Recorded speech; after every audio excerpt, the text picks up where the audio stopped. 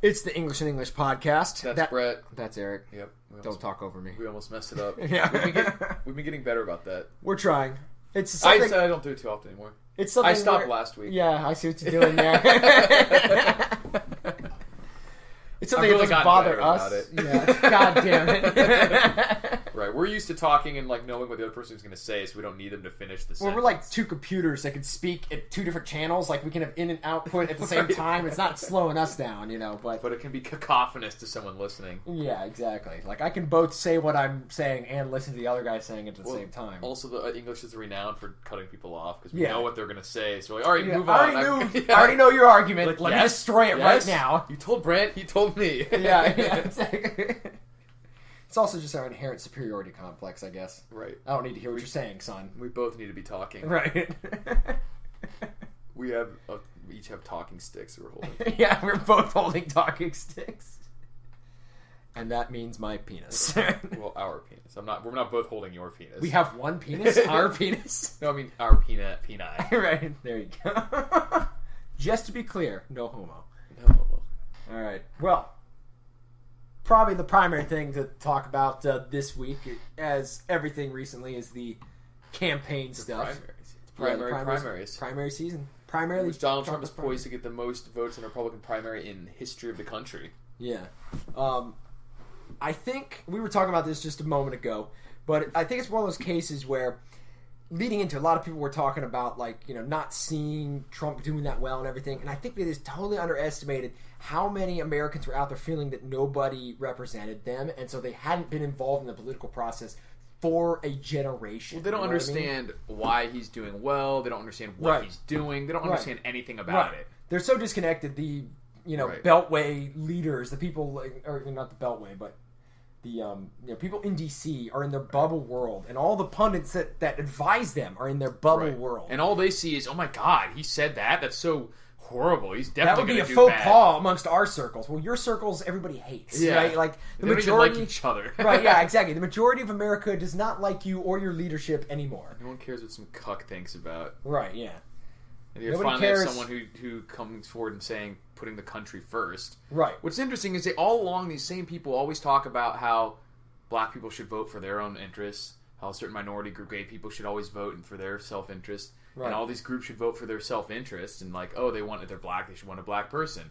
They're gay, they want gay people. They're women, they should vote for women. Like, so we're American. If you're gay, your only concern is gay rights. You can't also be concerned about the budget. But I mean, I'm just saying that they get that, like, groups should vote in their self-interest. Yeah. Except when it comes to America, voting in America. And someone who says, hey, I'm pro-America and I'm going to put America first. Right. And then all of a sudden they don't understand what's happening. Their brains explode. Right. Yeah. No, well, exactly what is happening is that they can't acknowledge it because that's against everything they fought for, which is to make sure that the host immune system doesn't kick in. You know what I mean? They don't want America to put America first because that means the immune system's working. I mean, that makes sense from the liberals, but for like the cucks, it just... Right, yeah. Well, the cucks are just a host body that's already been converted. That's true, yeah. They look like a different species, but the virus is riven throughout them. They serve no purpose for pulling the leech off, basically. Right, yeah, exactly. But it'll die. Right, yeah, but the leech will die. I named it. This little leech here that's sucking my blood, and I'm just desiccated. I'm just so desiccated, but I love my leech. Don't hurt the leech. It's ridiculous. Yeah. But it's glorious. The epicness of the Jimmy rustling is just feeds my soul. Right. If nothing else, it feeds my soul. Yeah. I think I've mentioned this before, but because Trump is always saying he hasn't even started on Hillary yet. Right. And she's already falling into his frame with like that women card thing. Did you see that?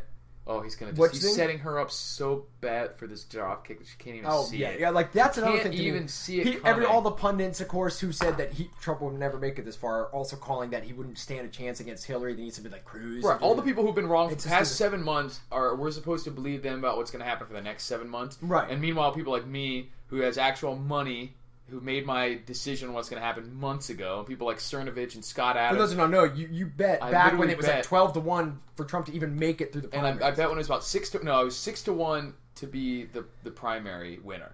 And now he is a negative 700 favorite. So now it's reverse, like 7-1 favorite. And it was a 6-1 everybody's estimation dog. Changed that much. Right, in that amount of time. So I made my call back then. Right, yeah.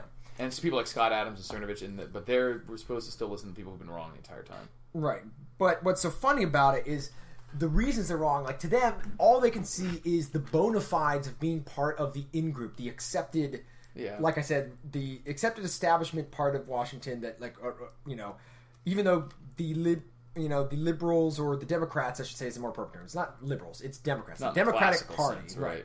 The Democratic Party, well, I'm just purely talking about the political machine at this point. So right. It is the Democratic Party and the leftist part of D.C., they may come across as hating Cruz and other Republicans. They are still, like, this is an analogy we've made before. They're still right. part of the team. It's the same thing like lawyers. Right. The reason a lot of people hate lawyers, they probably couldn't articulate, but the reason is they know it in their guts, is that a lawyer may argue for you to get off on the law, right. but they're not arguing typically against whether or not that law is wrong. Right. They're not really fighting for you. They're just playing the game. And they'll right. find, like, they'll argue on your half of the game. Like, they're trying to carry the ball towards your end of the end zone, but they're not saying this game is bullshit. I never asked to play. Right, and I shouldn't be bound by these rules. Yeah, what are these rules anyway? Yeah. Right. So when you have a situation where there's a whole bunch of rules and things and ideas that you want to get completely rid of, you don't want a good lawyer. You want someone who smashes the system, who's not willing. Who doesn't actually regard that. Who says I disregard. I do not recognize the authority of these rules, and I'm going to bust it down. And that's why we have someone who's actually standing up there and saying, like, don't even know if we should be in NATO and stuff. Right. It's like, fairly obvious, but still it's unheard. Like, no one would ever say. Yeah. Like, the balls to say that would have been like, even if everything else you said was right, like 10 years ago, if somebody had said that, like if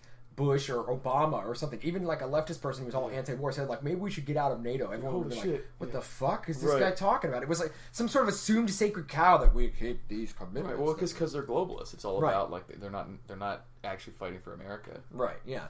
Exactly. Like, they just want America to be the guy who foots the bill for these their grand ideas about some sort of special. Right. And that's why even saying things like that, like, hey, maybe America shouldn't pay for everything, is just like, what? Yeah, exactly. Like, but it's so glorious because it's so common sense. Like, look, every other, like you said, every other country puts themselves first, right? Except for, there's maybe a couple other dumb ones who don't. Like, obviously, the ruling people of, like, UK and Germany right now are not putting their people first. No, but only the Western countries. Right, yeah. But I mean, like, China, Russia puts themselves first, Russia, and the only real reason that we have problems with Russia and China is because we're not willing to stand up for ourselves to them. You know what I mean? Like, I honestly think, like, some people have this hard-on for, like, oh, China will go to some sort of anti-communist war. Oh, my dick's so hard. It's like, honestly, we probably wouldn't ever get into a beef with China if we didn't do all these dumb decisions that got our economy entwined with them in these scammy ways. Right, but they're also very wedded now to a functionally capitalist system. Like, they're not going to just give up selling all this stuff to support communism. Right, but I mean, they're obviously doing stuff like, it's been a long-known thing.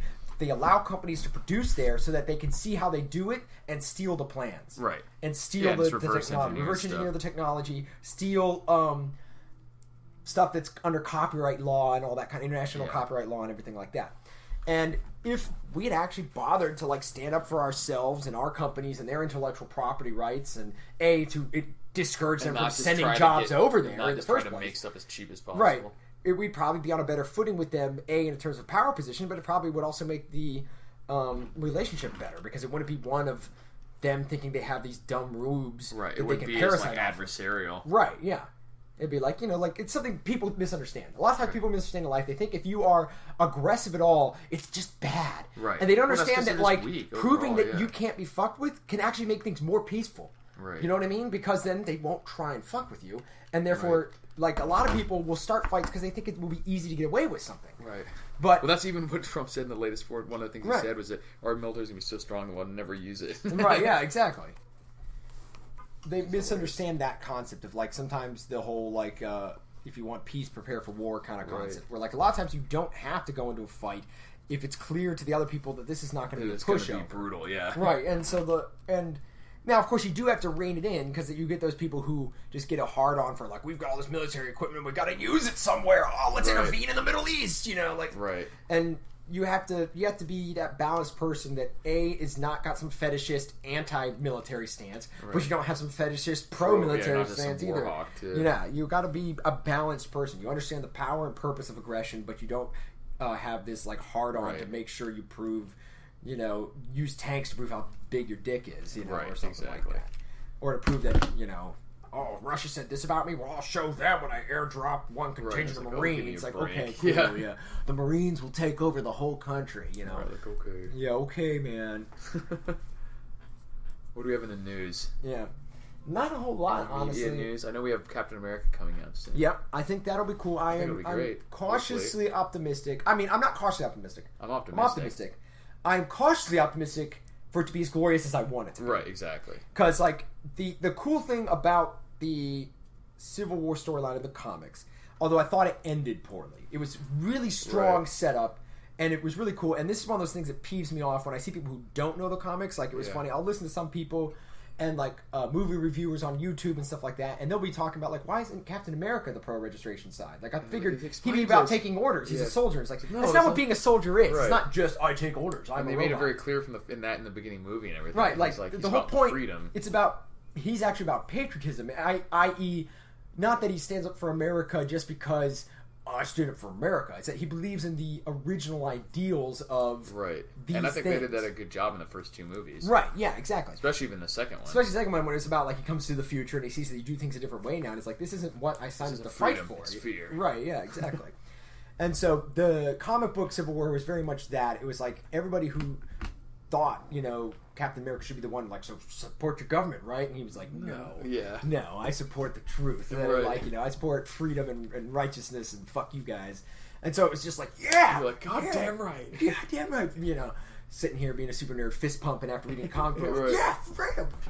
Shit! You know, go Captain America! So I just hope they keep that. I'm sure they'll tone it down because they're trying to go. They did a pretty good job. They did a pretty good job, but still, like, I want it to be so gloriously. I want it to be like off-putting to social justice warriors who watch this movie. Yeah, some people should be offended by it. Right, some people who think like, oh yeah, I love Captain America. The stuff he says should make them uncomfortable. Right, I want them to be uncomfortable, just like, you know, the current political climate where, like, Trump says something like America first, people get uncomfortable. Like, I want Captain America like, squirm, you to make faggots. yeah, exactly. I want the movie to have Captain America make all the Hollywood people who made that movie uncomfortable saying those lines. You know what I mean? Like, but they're never going to go that far. So hopefully they will. Yeah. We'll see. Yeah, but it should be cool. In the news, all I'm seeing here, just kind of perusing Drudge Report here. Something about Hillary got less votes than she did in 08. Let's see. Clinton crash. Hillary has received hundreds of thousands fewer voters in her 2016 campaign versus 2008. So this is another sign where I said I think she's going to do a lot poorer than people think. People aren't excited about her. Well, and also the problem is all the pundits only see everything from the seat of power. They don't see the normal people. Right. They don't they see her. They don't see a big picture either. Right. They see her, and also they're paid by people who support her to say these things to make her look good. Right. And vice versa. Like, Cruz has the same thing. Romney had the same thing. Yeah. Bush had the same thing. And all the Democratic candidates had the same thing. They got these people who are paid by the same interests that are voting or paying to put these people in office are also paying these pundits to talk about why they're the best candidate and they're the only logical choice. And it's like, but the thing is, they're seeing, like, nobody, like, even, I don't even understand if you're a Democrat. The only reason you're voting for Hillary is because she's not. You think Sanders is too extreme. Well, a lot of them it's because they think They think Hillary would actually have a better chance of beating Trump, which is hilarious because it's totally backwards. Right? Yeah, I think Sanders would give Trump a tougher run for his money because he has a stronger supporter base. Because you have people who are true believers in She doesn't have like that ideological like foundation that she can play off of. People are not reading the signs of times. Like, there's this cool verse in the Bible. Like, this is one of the funny things. This is a quick aside here. You know, growing up kind of in a conservative Christian family and everything, in the Bible, and you get a very pared down, lukewarm version of it. Right. You go back and read it on occasion, and there's like some shit where like Jesus said stuff that would literally make people uncomfortable nowadays. Again, like make you uncomfortable. Like, he said stuff like, you guys, like, there was one time he's talking to like leaders of the time, and or like people, and it's like you foolish and wicked generation. Like, basically, you idiots and you evil idiots. You guys can read the weather, but you can't read the signs of the times. And basically what he was talking about was this kind of scenario. Like, you guys can... He said, like, you can look at the clouds on the horizon, say whether there'll be rain tonight or not, but you can't read the signs of the times. See what's happening. To see what's happening in society around you.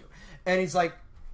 And basically it was like their willful blindness to certain things that he was talking about. It's the same thing here. Like, they can't accept the fact because it doesn't fit America, into their worldview. Right. But it's not only that. It's that it's not just a worldview. It's like they're not even accepting that their worldview is being challenged. Like, they can't accept that right now America's in a state in that it's having within itself a big argument about what it wants to be. Right. You know what I mean? There's big factions amongst the people, not just the Right. leaders. Amongst the people that have different ideas about which way Because America should go. amongst the leaders, there's not that much of a disagreement. Right, but my whole point Like you is said, that they're still playing it is the game. becoming They're just apparent, arguing about the calls. It's becoming apparent, exactly. It's becoming apparent that America is several different countries right now, arguing about which way to go. Right. And people like Hillary does not have an ideological bent. It is the time for people like that. This is the time for those people to strike. And that's exactly why Trump is doing well. Is because and why Bernie's doing well, regardless of what you think of them as people or about their ideologies, they are hitting what's resonating. Right, with certain groups, and there's some overlap. Yeah, because some of it's just anti-establishment, anti-status quo. Right. Yeah.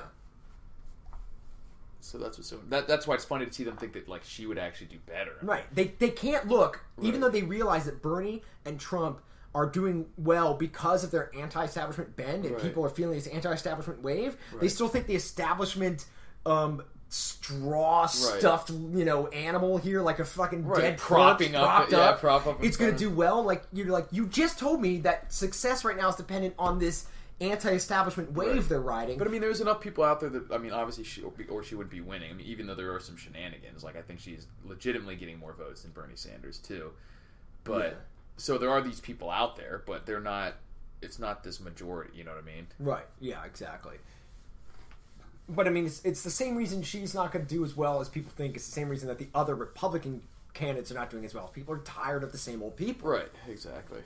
And they're like to think that we could actually have had. There was a realistic chance, and they were trying to give us a Bush-Clinton election. Like, give me a fucking break. What is this? The third time or the fourth time now? Disgusting. Dear God, would have been the third Bush and the second Clinton. Like, fuck that. Yeah. We've already seen that movie. What is this, did not turn out well, right? Yeah. Ridiculous. Yeah, but it'll be hilarious. I just at this point, it's just yeah. I just can't wait for the memes that are going to come out of all of the ripping into her that happens. Like this is going to be like too. I said. Trump's campaign thing should just be the flayed woman. Once the debate like starts, she'll be the banner for the like House Bolton. Right, yeah, Except exactly. The flayed man will be the flayed woman. Once he gets into her for the debates, it'll just be. Like I said, all I can think of is the thing from when people are like, "Oh, I can't wait for the Hillary debate." Like they actually were thinking that Hillary's going to do well in the debates against Trump. All I can think of is the dude from Hellraiser and we have such sights to show you. What's this cat stuff you're looking at? Apparently, one other news story. Sorry, somebody made an odd name for a company. It's called Temptations. It's the name of the company. The Temptations Catterbox, which sounds a lot dirtier than you want for a name. What does it make them like? Meow it's a louder? collar that anytime they meow, it depending on the tone of it does a human saying, like saying what they really want. So like, it interprets it. Yeah, apparently. That probably will scare the shit out of the cats. Play it. Okay, this might be just. You may not hear it. Let's see if we can pick this up. I don't know how much it's right now. It's the world's just text. first talking cat collar. Since the beginning of time, cats have been an enigma. No one really knows what they're thinking. Look at this fucking guy. Studies show no they one with a only brain meow has in cared order to what they're communicate thinking. with humans. So we set out on a mission to get to know them better. By analyzing different cat noises, we've designed a digital sensor that detects a cat's meow and uses a unique program to turn it into a human voice. Simply connect to our app and select your cat's new voice. It's a big collar. Obviously, you guys can't see the video. We'll try and link to it. Oh my god, this is so gay. Those guys are extremely gay dudes. Well, that's who's interested in their cat stuff. Talking cat collar. And not even like gay, like getting boned by the dudes. Like, these guys are gayer than that. This is rather fun. Oh my god. These guys are ready for Hillary. Yeah, exactly. If you couldn't hear it there, I turned it the said mic. one meow and it said, "This looks like fun." I'm like, is that what your cat is really saying? Like, is that what? This is not for cats. No, this is for stupid people who want to believe that they need a deeper connection with their cat. Like, look, if you can't tell if your cat is communicating basic emotions: hungry, sad, frustrated. That's what's happy. interesting is because cats are more like limbic system than dogs. Yeah, you know what I mean. They don't have that like same. I mean, they have personalities. They're different, but it's all animals have a certain level of personality. They have a lot more personality than honestly some people would think just dumb animals. Right. Like, animals have an intelligence that's better than people. They have think, some sort of consciousness, differently than humans, and that's where people get that disconnect. They anthropomorphize, right? And it's like, and that's also been proven that, all these people like to say, like, cats are smarter than dogs. And actually, it's been proven that no. Yeah. It's just that they seem that way because they don't have a herd instinct, or a pack instinct is the correct term. Like, dogs don't have a herd instinct. Herd instinct is actually very different than pack instinct. Right. But cats don't have a pack instinct, so it comes across as, like, mysterious and enigma. Just because all they are is running a script of kill bird. Right, it's all limbic system. Sleep here. And stuff like that. Whereas dogs honestly have like a capacity to understand hierarchy, and that's why they get along with people. Decisions instead of just reacting on instinct a lot. Right, or at least there's some dumbass dogs out there. Right, yeah. I mean, like, but dogs have a range of intelligence just like people. You can get a Forrest Gump, and you can get a Benji. Einstein, Yeah, you can get a Benji, or you can get like Mongo. Right. Yeah. It's my dog. Right. Yeah. But the thing is that like dogs just seem different or less intelligent, but that's not because they're less intelligent, because they're actually more cognitively capable. It's just they're instinctually programmed to accept hierarchy. Right. You know, like, because that's the pack so system. So they're like followers, sort of. Right, yeah. So people could So they act like big kids, sort of, so. Right, because they automatically have this following instinct, but that's because... But that shows you something about human psychology. Right. When someone who's just dismissive and does their own thing is perceived as being, like, more intelligent, higher class, It's very than the person who interesting. follows. Yeah. Right. Even though the follower animal is technically a more intelligent animal, it's just puts itself in a submissive position to your like pack leader. It assumes you're the pack leader yeah. because it grew up with you or was obtained by Right. you. You know, and it's just it has it, and you were the provider of food and right. And cats are just pushy jerks. So right. Yeah. They seem like they're dominant in that right. way. There's a lot of dumb ideas humanity has that keeps living on that. You Right. know, whatever. You learn It's to work we're with them. dumb animals too. That's what I don't know if I said this in the last podcast, maybe, but where like people act like humans are different than just being smart animals, that there's something else has changed. Like, no, the world makes a lot more sense when you imagine like human beings as just a dog or monkey that has a really, really smart brain. Right. Like we still like when the dog like takes a shit and it tries to kick it everywhere. Yeah. That's some instinct that's trying to like spread its scent or whatever. Who cares what it is? The point is it's not doing Some that on pre-programmed, purpose. It's just a script, a mental script. And so much of what humans do is that. It's just a People version are afraid of that But the idea. difference is that we have a brain that will go ex post facto rationalize why we're doing it and make us think that we made a decision.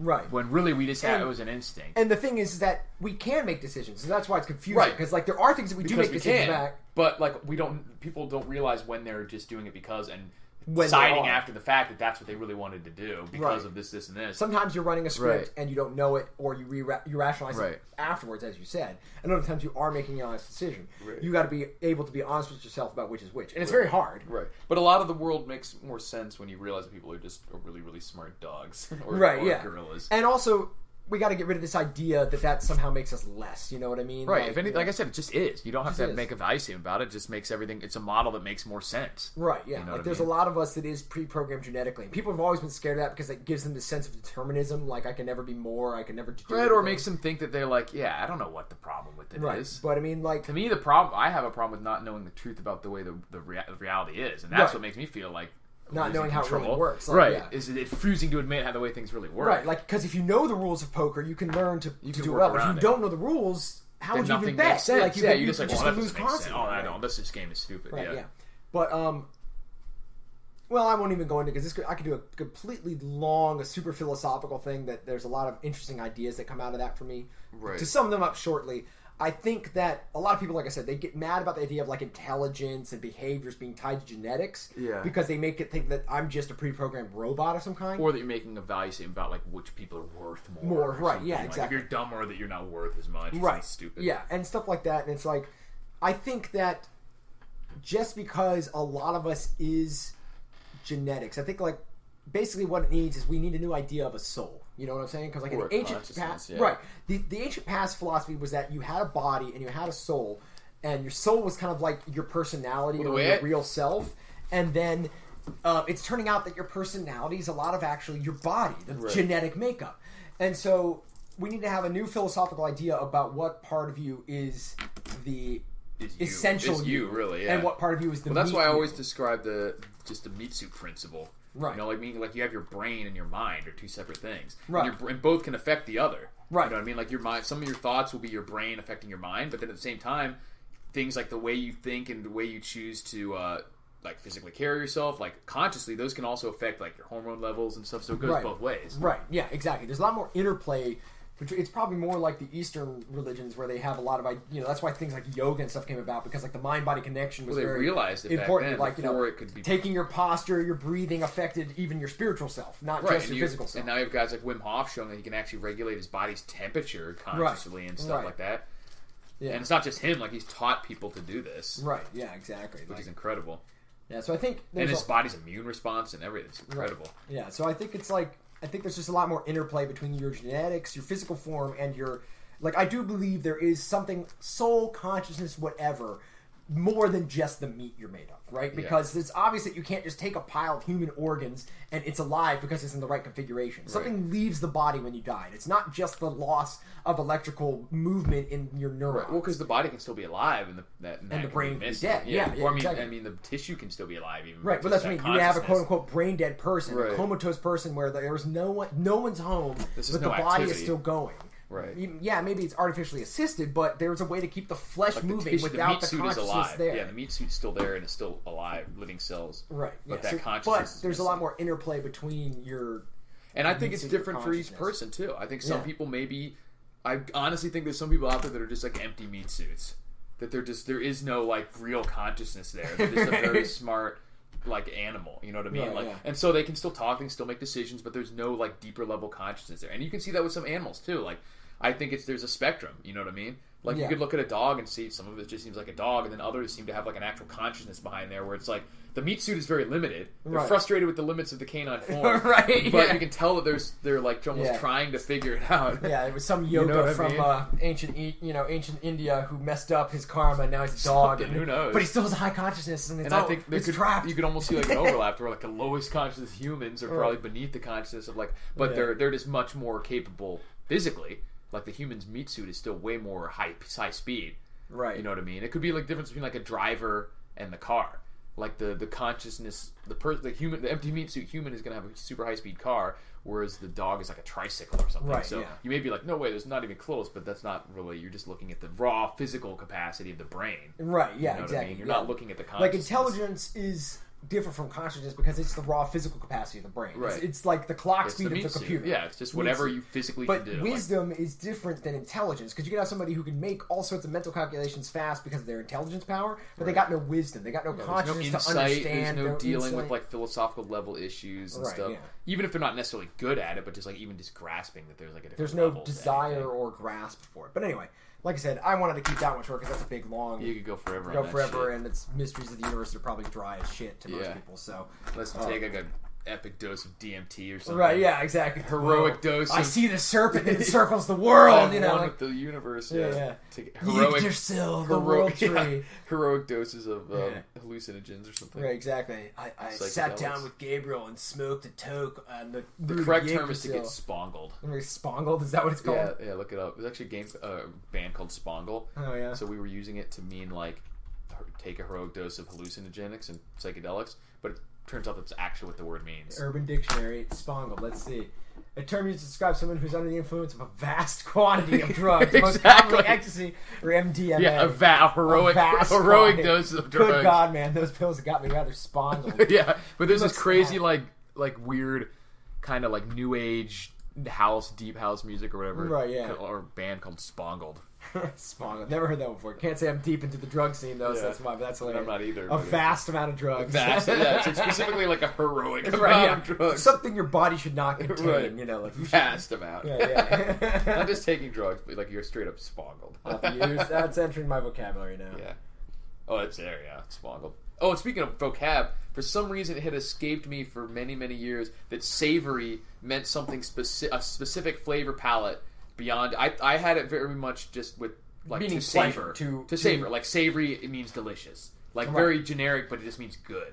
And I didn't know it meant like a specific flavor palette of like sweet and salty. It came to mean delicious because it's like usually savory meant it got sweet meat, like a tasty meat, right? So it was like this mix of like a good steak would be savory, right? And like the juices that came off a steak would be savory. Right, and I'd only ever heard it used in a way that like it would make sense to say so, delicious. well, it became, in the second form, savory because like meat of that quality was rare, expensive in like the Middle Ages or early days. So, like getting a good cut of meat and you're like, Oh, that's savory. That's savory. And then the word savor means to just like cherish and enjoy it. Yeah. So it So just kind of because people cherished and enjoyed having a good kind of meats, they meats. savored savory foods. Right. It became mean just enjoying something. I mean, it didn't really come to mean that. That's just how it happened in my mind. It really does just mean right. But then people use it to be palate. like, "Oh, I'm going to savor this." Right. You know, like people use it apropos of. But I mean, when you call something savory, you should be saying it to that specific. Right, flavor. savory means it's this kind of flavor. Right. Just Which like that's sweet what I didn't know. Is one thing, or salty or is another, or sour. Savory is a selection of and I didn't know flavor palette. I didn't know it was a specific taste. But people weird. use the word savor, like I will savor this, just to mean enjoy now. And like drag it out though, like right? enjoy, Yeah.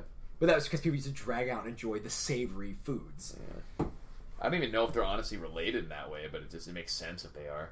Yeah, maybe it wasn't. That's my backward. That's like my ex post facto rationalization. That makes sense, about, but right? I mean, I don't know if that's even how it came about. Some things are totally unrelated, like to call someone a pussy. Yeah. People think it's related to like, a vagina, and it being like, oh my god, why do you say pussy? Why vagina soft? And like, it's actually related to the word pusillanimous, which just means a coward. Right? Yeah. Yeah, it's short for a much longer and old school word. Or it could, I mean, that's not proven one or another, but it also could be related to like cats were called pussy cats. You're like, don't be a pussy, meaning like don't be a scaredy cat. Right. And then just later came to mean euphemism. Don't be a vagina. Well, I mean, that's not what it ever meant. It's just right, but that's what people think it means now because it has. Which who cares if it does anyway? Matches like people act like that's being mean to women. Like people are called dicks to be like meaning you're an asshole. And that's not yeah. Dude, why don't you hate penises? Right, yeah. Nobody's arguing that. That's blow it out your ass. All right, yeah. Well, speaking of which, I came up with a hilarious quote on someone that I was just laughing at my own jokes. Where, because Prince died recently. Yes. And I made some post that said, let's not forget his most important achievement, which was launching the career of Carmen Electra. Yeah. And someone was like, I don't know if that's his most important achievement. And I was like, well, you know what they say about opinions? They're like assholes, and yours is gay. Bait and switch. Yeah, exactly. Oh, God, I gotta remember this guy's name. There was this one comedian who's, I've heard of this comedian before, I've seen him before, but I saw his stuff recently. Shit, let me see if I can find it. Wait, what's his bit? Maybe I'll remember it. It's the bit where he's really dry, and he just says, like, kind of stuff where it's, like, always pushing the envelope in terms of, dead baby type jokes, but he does it so dry. Yeah, I don't remember that. I don't think I know what you're talking about, but... I can find it in my recently watched list here. Let me try and find it. I think I know. I'm going to recognize the name, but... Why is that not showing up?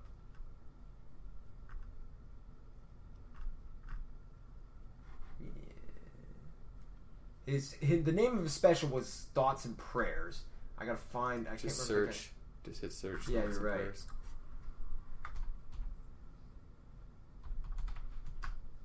Yeah. Anthony Jeselnik. Okay. Anthony Jeselnik. He's dry as all get out. Like, in terms of his delivery. Deadpan. Yeah, deadpan's a better word. He's not dry, he's deadpan. He says everything in a laconic manner. Yeah. And, like, I don't want to spoil too much, I won't use it, but it'll be like, really, bait and switch kind of humor, but always really awful. Like, something... I wish I could think of one right now off the top of my head, but it'd be like... Kind of like those jokes that are like, my wife said I was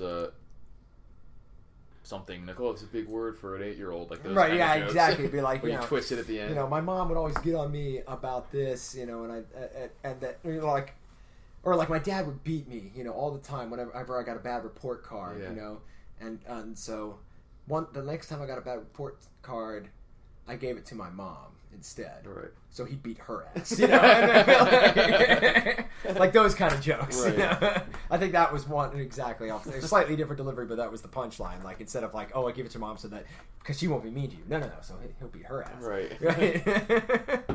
Take one for the team, mom. Yeah. That's funny. Yeah. So.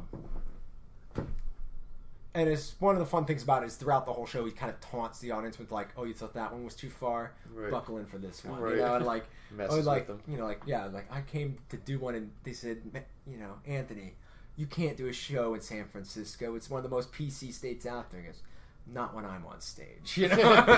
Was he the guy who did he was purposefully would do like tweets like that, and then they actually made him take one. He was like, they were He would like, do tweets. well, he did one. They said I like forget a what day it or two. was. It was after the Boston bombing. Just because he was like, I want to make it so that humor is no longer like you can't say that. He's like, so I'm purposely going to do stuff that I know is off color. Right. And they were like, well, if you don't take this down, we're going to cancel your show. And he was like, fine, cancel it then. But then they called him back and they were like, well, there's like 20 people. They're all going to have to work. He talks and about he was like, God damn you people. It's like, I was okay with me losing my job. Right, yeah, exactly. Like, he all actually these talks people. about that right in the show. So right. That episode. But I thought that was cool. He was like, fine. Yeah, he was like, Bump, fine. kick me off, fire but me. It was like, you realize like 200 people are going to lose their jobs with you. And it's right. like, God dang it. Right. So he's like, I'm not apologizing, but I'll take it down. Right, yeah, exactly. He's like, I like to tweet within one day, and then he was had a whole bit about that. Like purposely like, too challenge soon accepted, type stuff. Purposely too soon type stuff. It's like, yeah, which I think is in this political climate. I won't spoil the jokes that he actually did because you should watch the special. They're funny. It's probably not everybody's sense of humor because it's super deadpan and kind of dry. But if you like envelope pushing stuff, that's what he's all about. Especially now when we even have like Seinfeld and others come out and being like college students are giant pussies now, and right, like offended. Seinfeld of all people, probably one of the safer like some comedians. Incredibly raunchy comedian. Right, well, I was gonna say he was like Cosby, super safe, but that's a little different. No, he's not that. I mean, he's he's not as safe as Cosby, but I mean, like no one knew of Seinfeld for being like a cussy, right? He wasn't like someone kind of guy. Known he was for just like like kind of like him or Jay Leno is kind of just traditional observational comedy, right? Right. Not doing Tosh like Eddie Murphy stuff and stuff, or like or Eddie Tosh, Murphy, or anybody doing like pushing the envelope type stuff, or Carlin or anything like that, where like, they're pushing the envelope in different directions. Or even like Robin Williams, who's profane and stuff in his actual comedy. It's not known for that type of stuff. Yeah. Even they have to be careful now. Like they made a joke where you mentioned something in a woman who did not look favorable in that joke. Right. Like, yeah, ridiculous. So we need people like this guy. Right. Need people to rustle the Jimmies. Yep. Jimmies need to be rustled. They're not going to be happy. They want the indignity. That's Jimmies can't be grown too strong or too frail. Right. They need to be strengthened with repeated rustling. Right. Yeah. And here's the dirty truth of it. All these people like to complain about this kind of thing. Yeah. It's because they don't have anything to live for but complaining. They want the indignity. They want the freaking indignity. What's like virtue signaling? It's not about like they would actually be upset with nothing to complain about. Right. Yeah. But I think it's more than on a subconscious level. It's not just the virtue signaling and stuff. It's the same way that like girls seek out drama in their relationships and stuff. But they're just seeking out life drama. There's certain people that seek out drama. Like they cannot survive without something being indignant. And that's why people make a mistake, is then they're like, oh, well, I just need to fix this issue. Like it's never been about the issue. It's about they literally need something to be indignant about. Right. So they either because of that reason or just because they're trying to signal their friends about how great they are at finding out, like, and rooting out social this justice new form issues. Of evil that's even more subtle than the last. Right. Turns out that you're also a racist. That's why it doesn't matter what the term is. They're always going to change them. What the protected class is always going to be something new or different. And it's just because it's never been about equality. It's never been about the actual issue. At least not for certain people. Like that's the thing. Sure, there are some true believers. There's some true believers who do, but like the problem is that there's a whole group of people. This is my estimation anyway, and I think other people kind of second this idea with like RK theory and other things. There's like groups of, although this is not totally that, but there are people out there, like I said, that they literally subsist off of finding something to drama, like you said. They're just drama parasites. And it's like, and they latch onto a cause because it feeds that need, not because they actually care about the cause. Right. They're just parasites, both financially and emotionally. They just need other people to do everything, and they need to be able to complain about. And like people didn't worry about this shit when they had to run from dinosaurs. They're so far up on the Maslow's hierarchy of needs, because generations have not had to worry about actual subsistence or anything like that. Right. And they've given up trying to actually improve themselves, like physically. Right. God forbid they walk in the same room as a barbell or something. Right. Or even just mentally. Even if you're not like a person who thinks you need to improve yourself all that much, you should at least just be in general shape because it's healthier overall. You should just be the best version of yourself. Right. And I'm not talking about like you have to be like Mr. Olympia, but you should be trying to be the best yourself. version. Yeah, be the best version of yourself. Exactly. Like some people confuse that where they think that because I can't compete at the top level, I shouldn't try. And it's like I understand that thought sometimes, because everybody can fall for that trap especially if you actually care about excellence. Sometimes you'll be like, I can't be as excellent as I know as I know what actual excellence is within this field. Yeah. But at the same time, you need to be the excellent version of yourself. Right. That's all you can do. Right. Not everyone's capable of running like a 4. But the average person isn't even really worried about excellence, so that argument's moot for them. Like they need to just they actually take pride. And that's what's so terrible about today is it's not even that they're okay with just being mediocre. They're like celebrating it and trying to get other people to accept the mediocrity as being laudable. Excellence is out there. Right. It's not just that they're paging Harrison. It's not just that I'm okay, you're okay. It's that I'm mad. Right. It's not that they're just like, yeah, I'm not going to put makeup on today. I don't care if I look ugly. It's like, no, you can't. They have to destroy everything that's beautiful. Right. Yeah. I'm not putting makeup on today, and if you do, like fat acceptance and all this shit. I've had enough of that horse shit. Oh, plenty. I can't even muster anger at it. It's just like, ugh. I don't even want to have the. Have you seen the Triggly Puft? The Triggly Puft? Triggly Puft hashtag. You got to see this. This is a Milo. Okay. Yiannopoulos. There's a particularly heinous Shoggoth that was protesting at his Triggly Puft. Okay, it's coming up third down on the list. Yeah, exactly. Sounds trending. All right. Images. Oh god.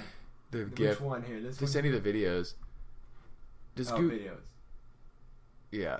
This is. I think that's Paul Joseph Watson's videos. Yeah. All right. Pause this and then we can watch it. And then we can pause the okay. recording. Give me 1 second, ladies. Yeah. All right, and we're back. So Brett has seen the Triggly Puft. We all trying to link to that. Yeah. It was. I don't know if I should link to it. That was horrifying. Right. We may save you. But it was from a Milo Yiannopoulos. Right. Yeah. It was all of the underarm flapping that you don't want to see in person. Exactly. About 8 pounds of ham. 8 pounds of ham swinging under the underarms. You only want to see that in your old grandmother who's popped out 6 kids and like, hey, like 80 years ago. Right. 80 years ago, she raised a whole new generation. You cut her some slack now. Right. Okay. This is a lovely old woman that's been there for her children, and she doesn't need to look like She doesn't need to look like a young Elizabeth Shue anymore. Right. Speaking of which, I just recently watched The Saint on the Lark. Yeah. God, she was hot. Dad. She was hot. She was hot as crap. Or Adventures in Babysitting. Right. Yeah. It's weird. She was one of the ones that, for inexplicably, was just not in that many movies. Right. Yeah. She had a peak during the thing. I think she probably just I think she just became a family woman. Had her family and moved on or something. Or just didn't. Or just got her money and was like, I'm tired of the amount of. Wasn't getting the roles she wanted. And then by the time she was like, all right, I'll take anything. It's too late. Right. She was in a couple later movies like Piranha or something like that, right? No, was she? I think she was in Piranha 3D or one or two. Oh yeah, or I think she was. Sea or something like that. Oh, I think it was Piranha. She was like a doctor or something. Right. Yeah. Yeah. But I mean, it was in the '90s she had a late '80s and 90s she had a spate of movies, and she was never a super huge name, but man, she was good looking. That's what we should do our next podcast on. It was top 5 of all time or something, top 10. It's weird. I don't really keep a mental list like I know. that. I said I have to make one just to see. Right. I people always ask what's your favorite movie star? Woman. What do you think's the hottest? And then they'll be arguing I think this chick is hotter than that chick. I'm I don't keep a list like that. I don't make a list to myself. Make one of I could if I wanted to sit down and do it, but it's well, I'm not saying in order, but I'm just saying of the greatest. No, I know, but I'm saying I don't automatically have this instinct where I'm I need to pick who's my people do that's my cheat list. If they came around, I don't care about that. I care about women I'll actually meet. It just doesn't. I don't bother myself with these fantasies about which one of these particular Hollywood starlets is the hottest. Even though I will point out which ones I think are hotter. I'm not gonna lie. This one is fatter than that one. Right. Clearly, this one is better than the other. I'm not a Dunham fan. Right. I'm not exactly. I'll tell you which ones I'm not a fan of. Oh, what's hilarious is that. Did you see that interview where she was I'm moving to Canada? Oh, yeah. And he was now I have to control. Well, and then they said Lena Dunham, Whoopi Goldberg, and Rosie Allen said that all movies. Now I have to. He's now I have to. Get elected. I'd be doing such a great service. Right, yeah, it's what's even better though? I saw someone tweeted something that said when all these people who move to America, leave America if Trump gets elected, they're here's where you can stay, and it was Trump Towers, Toronto. And I was boy. Wicked burn. It's a different way to feel the burn. Yeah. Yeah. Anyway, that's probably all we got for this one. I think we're running about 45 minutes. Good place to wrap it up. Sounds good. A little light in the news this past week or two. So we'll cut it off here and say see you guys next time. Adios. Peace.